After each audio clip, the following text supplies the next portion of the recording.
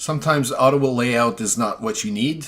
In this video, I'm going to show you how to design a layout with text from scratch. First, drag and drop the image on the canvas.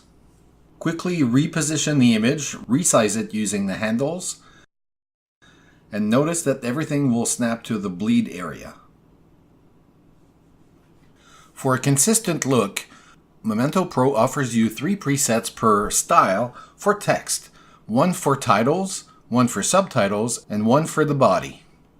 Each preset can contain different font size, color, and attributes. Simply click on the double T icon to create the text field and add your text.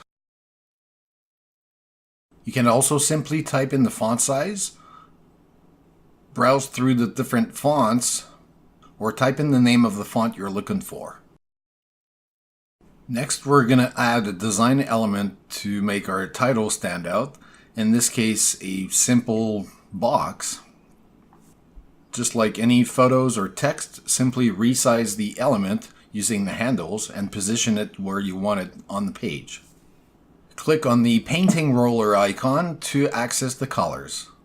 For this demo, I'm going to choose a muted light blue. We're going to add a title.